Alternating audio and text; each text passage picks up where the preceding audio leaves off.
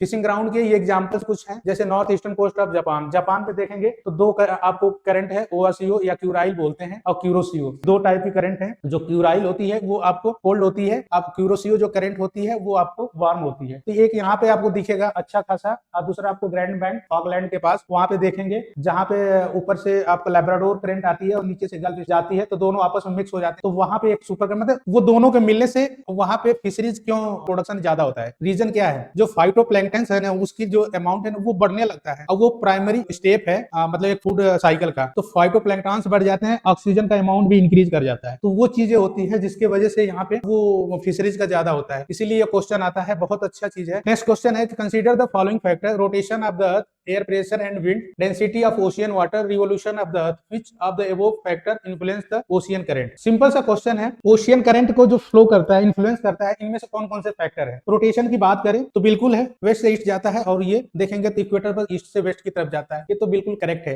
Air pressure and winds, ये भी correct है, ये तो नॉर्मली डेंसिटी इंक्रीज करेगी तो वाटर नीचे की तरफ सिंक करेगा, और डेंसिटी अगर कम होती है तो ऊपर की तरफ जाता है, यानी एक तरह से वर्टिकल मूवमेंट भी होता है ऐसे करके वाटर ओशियन में। तो रिवोल्यूशन कोई इफेक्टेड नहीं है। What could be the main reason for the formation of African and Eurasian desert belt. काफी अच्छा क्वेश्चन है। It is located in subtropical high pressure belt, it is under the influence of warm ocean current. पहली चीजें ये है कि सब tropical high pressure belt कौन सा होता है। अगर ये इक्वेटर है और ये 23 है, मतलब कैंसर को ही मानते हैं, कोई बात नहीं है, या वैसे जनरली 25 ही लेते हैं, तो कैंसर को ही, तो हाई प्रेशर सेल का मतलब ना किनके किनके बीच में ये आता है, वही बेल्ट की बात है। अगर सब ट्रॉपिकल की बात करें, जैसे ये वाला ट्रॉपिकल रीजन है, इनके बीच में ये ट्रॉपिकल रीजन है, और ट्रॉपिकल से ही थोड़ा सा मतलब 25 से लेके 35 लैटिट्यूड की बात करें दोनों साइड, 25 टू 35, जिसको हम सब ट्रॉपिकल बोलते हैं। और ये ऐसा रीजन है ना जहां पे क्या होती है ना, अब इसको सेल इसलिए बोल रहा है क्योंकि इक्वेटर से जो ना यहाँ से क्या होती है, एयर हीट होने के बाद ऊपर जाती है और यहीं पे ये उतरती है, इसी वाले रीजन में, सब ट्रॉपिकल वाले रीजन में। और जब यहाँ पे हीट, मतलब अगर ऊपर से एयर नीचे की तरफ आ रही है तो क्या होता है, ये तो ऊपर फैली होती है, नीचे आने पर सिकुड़ेगी, और नीचे आने पर प्रेशर भी बढ़ेगा, और प्रेशर बढ़ने के बाद टेम्परेचर भी इंक्रीज होगा। ऊपर से आएगी तो प्रेशर बढ़ेगा, और वो मतलब ऊपर फैली रहती है, तो एक तो आप उसको क्या बोलते हैं, एडियाबैटिक प्रोसेस से कोई चीजें वॉल्यूम बढ़ा दो, वॉल्यूम बढ़ाने से टेम्परेचर डिक्रीज हो जाता है। वॉल्यूम को अगर एक जगह कर दो तो वो टेम्परेचर बढ़ जाता है, तो नीचे की तरफ आने पर प्रेशर भी बढ़ेगा, टेम्परेचर भी बढ़ेगा। और यहाँ पे टेम्परेचर अगर मैक्सिमम है तो ह्यूमिडिटी होती है, लेकिन यहाँ पे प्रिसिपिटेशन नहीं हो पाता है, मतलब कंडेंसेशन प्रोसेस नहीं हो पाती है। अगर कंडेंसेशन हो तो बहुत ज्यादा इधर रेनफॉल होती है। अब कंडेंसेशन कब होता है कि अगर ऊपर से प्रेशर नहीं होती, ज्यादा मतलब हमेशा अगर प्रेशर नहीं होता है तो यहाँ से एयर ऊपर की तरफ जाती है तो कंडेंसेशन होता है, ऊपर जाकर फैलती तो रेनफॉल होता है। ह्यूमिडिटी तो होती है लेकिन कंडेंसेशन नहीं हो पाता है, इसी वजह से यहाँ पे रेनफॉल आपको कम दिखेगा, और इस वाले एरिया में आपको डिजर्ट भी ज्यादा दिखेगा। डिजर्ट आपको दिखेगा, जैसे आप सहारा डिजर्ट की बात कर लो, एग्जांपल ले लो, सहारा डिजर्ट की ही बात कर लो, अफ्रीका में बात करें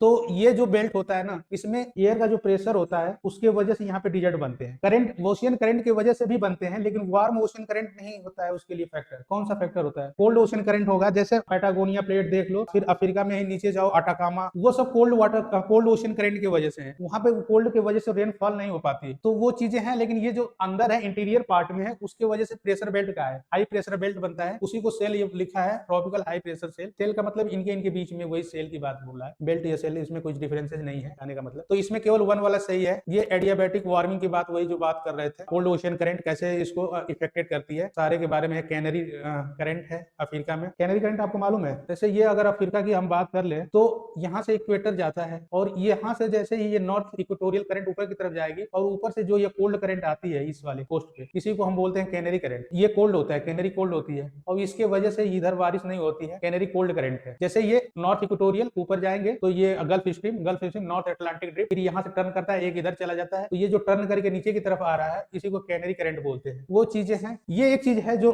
एनसीईआरटी में डाटा दिया है ना, वो बिल्कुल आपको रटना पड़ेगा। इसको हम देख रहे हैं वाटर, फ्रेश वाटर से पीछे भी क्वेश्चन आ चुका था, फिर क्वेश्चन आया, अब फिर आगे भी क्वेश्चन आ सकता है। तो वो जो एनसीईआरटी का डाटा दिया है ना, बिल्कुल आपको रटना पड़ेगा, कितना कितना परसेंटेज में वॉल्यूम में भी दिया है। अब मतलब क्रम वाइज देखना पड़ेगा, एग्जैक्ट नहीं है, तो अगर आप क्रम से देख लो हाईएस्ट से लोवेस्ट की तरफ तो चीजें ठीक है। अब ये क्वेश्चन दिया है कि on the planet earth the fresh water available for use amount to the about less than 1% of total water found of the total fresh water found on the planet earth 95% in bound up in the polar ice and glacier. Polar ice और glacier में आपको fresh water ज्यादा आपको मिलेगा। और पहला चीज पूछ रहा है यूज के लिए जो फ्रेश वाटर है ना, देखो फ्रेश वाटर लगभग 2.5% के नियर अबाउट है टोटल वाटर का, लेकिन जो यूजेस के लिए है, अवेलेबल जो यूज के लिए है, लेस देन 1% है, ये तो ठीक है, लेस देन 1% है यूज के लिए। सेकंड वाला जो डाटा दिया है ना कि ये 95% पोलर आइस कैप और ग्लेशियर में होगा, ये डाटा गलत है। 95% नहीं आता है इसका, लगभग 70% के नियर अबाउट आएगा। आप एक बार उसको एड ऑन करके देख लोगे, पोलर आइस यहाँ पे 70% के नियर अबाउट आता है। तो ये चीज है, इसीलिए करें ना, ये थोड़ा सा टफ है, आपको डाटा आपको याद रखना पड़ेगा, नहीं तो ये क्वेश्चन मुश्किल है कि हो पाए। जैसे जो फ्रेश वाटर है ना, उसका अमाउंट मैक्सिमम ये दे रहा है कि पोलर आइस और ग्लेशियर के रूप में है 95%। Consider the following statement, the annual range of temperature is greater in Pacific Ocean than in the Atlantic Ocean, the annual range of temperature is greater in the northern hemisphere than in the southern hemisphere. Second वाला तो आप लोग कर लोगे, जहां तक मेरी उम्मीद है ये वाला चीज आप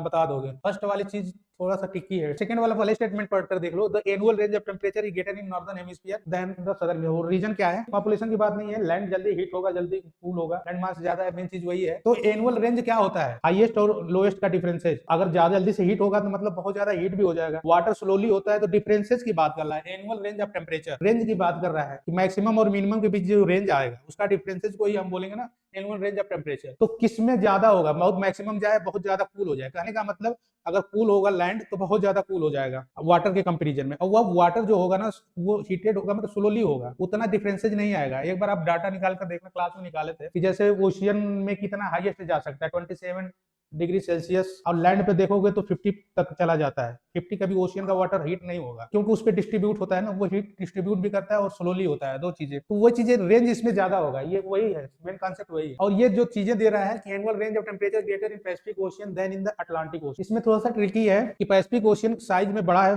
फैला हुआ है, अटलांटिक ओशियन थोड़ा दोनों साइड से घिरा हुआ है, तो लैंड से बाउंडेड है। तो लैंड से बाउंडेड होने की वजह से इसमें आपको मतलब ज्यादा बाउंडेड है, थोड़ा सा घिरा हुआ है ये Atlantic compare to Pacific. Pacific open type है, ओपन होने की वजह से उसमें ज्यादा आपको डिफरेंसेस कम आएंगे, अटलांटिक में ज्यादा आएंगे एनुअल रेंज टेम्परेचर। यही कॉन्सेप्ट लगाना पड़ेगा, दूसरा कोई कॉन्सेप्ट इसमें लगेगा नहीं। हाँ, ये क्लोज की वजह से और वो ओपन की वजह से। तो ग्रेटर नहीं होगा, कम होगा, पैसिफिक में कम होगा, ग्रेटर नहीं होगा। ग्रेटर किसमें होगा? अटलांटिक में। तो फर्स्ट वाला गलत है, सेकंड सही है। Which of the following statement is not correct? कौन सा करेक्ट नहीं है? ये गजब का क्वेश्चन है। टाइडल बोर और टाइडल करंट 2004 का है, काफी पुराना है, अपने जब पढ़े थे तो इसको तो स्किप ही कर दिया। अब गल्फ टाइडल मतलब टाइड्स के बारे में, जो टाइड और ईप के बारे में हम बात कर रहे थे ना, वही है। Gulf with narrow front and wider rear experiences high tides. Tidal current take place when a gulf connected with the open sea by a narrow channel. Tidal bore occurs when a tide enter into narrow and shallow estuary of a river. The tidal nature of the mouth of the river Hooghly is the crucial important to Kolkata as a port. चलो ठीक है, सबसे आसान वाला चीज ये है fourth number कि हम इतना तो जानते हैं कि जो हुगली रिवर पे कोलकाता पोर्ट है वो टाइडल पोर्ट है। टाइडल पोर्ट का मतलब क्या है? वो धीरे धीरे सिल्टेड हो जाता है, सिल्टेड हो जाता है, तो जब टाइड्स आते हैं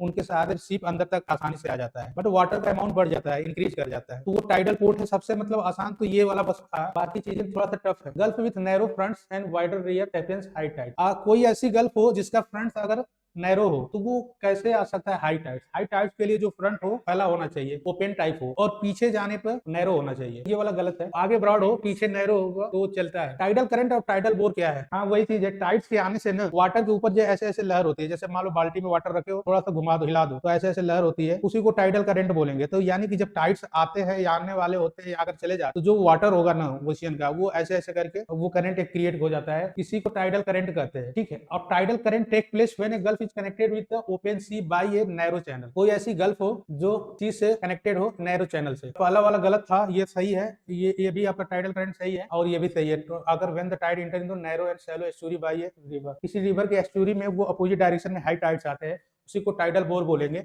और वो नैरो होना चाहिए, नैरो नहीं होगा ना तो वो ऐसी दीवार नहीं बन पाएगी, तब तो वो करंट जैसा फील होने लगेगा। Connected with the open sea by a narrow channel. तो वो टाइड्स के ही अलग अलग प्रकार हैं, बस ये दोनों सही, तीन सही है, ऊपर वाला गलत। टाइड्स के बारे में यहाँ पर भी आपको दिख रहा है। टाइडल बोर्स ये देखिए, occur during the flood tides and almost never the during the neap tides. It require a strong incoming waves and narrow shallow channel. तो टाइडल बोर्स के बारे में पूरा है। नोटेबल लोकेशन के बारे में, Hooghly river in India, Amazon river, Qiantang river in China, which has the most powerful bores. तो यहाँ से एग्जांपल भी आपको देख लोगे, थोड़ा सा चेंज करके क्वेश्चन आते हैं, तो ये चीजें आपको हेल्पफुल होगा। इंपॉर्टेंस भी देखेंगे, नेविगेशन में ये हेल्प करता है।